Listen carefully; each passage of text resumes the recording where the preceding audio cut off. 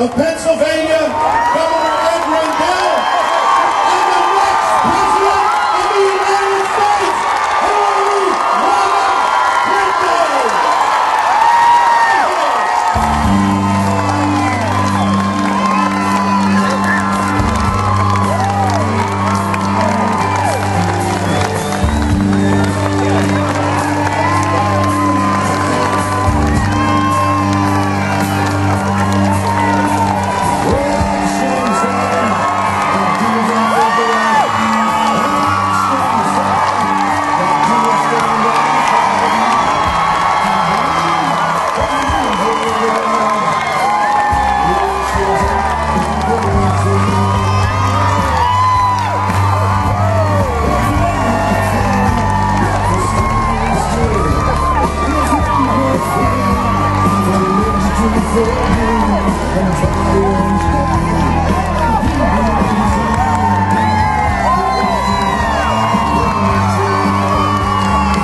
Let's give a big yard welcome to Madam President.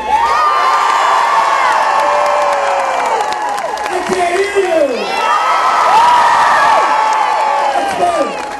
You know, every time this country has needed real change to be made, it didn't come without a fight.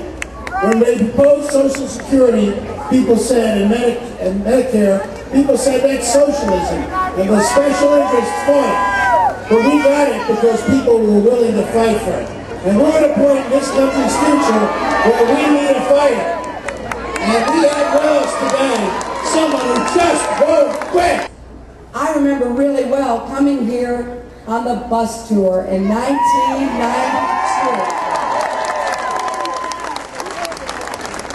That was one of our very first stops after Bill got that nomination. And I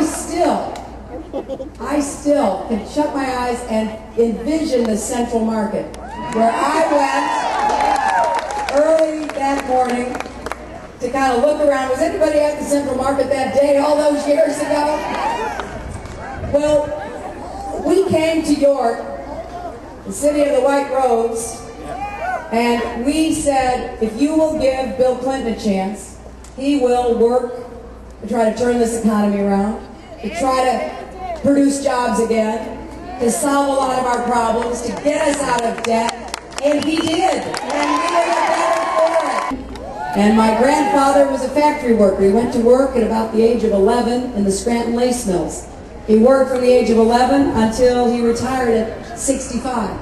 So for 54 years, he got up, he left the half of the duplex that my family lived in on Diamond Avenue in Scranton.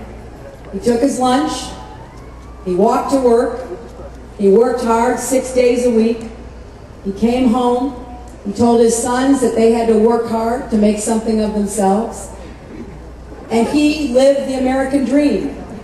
You know, by worldly standards, he never became rich or successful, but he was a good man.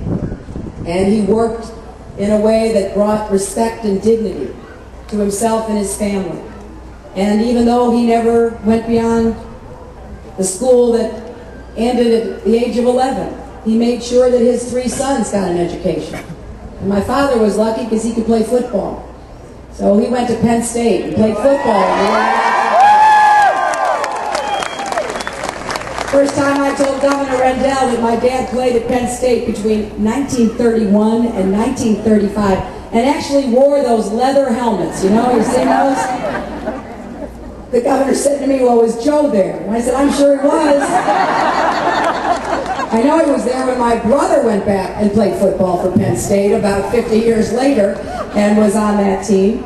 I hope that you will go to the polls on Tuesday, bring as many of your friends and neighbors with you, and vote for the person you believe would be the best commander-in-chief to protect us and defend our country, and the president to turn this economy around and get it working for Americans again.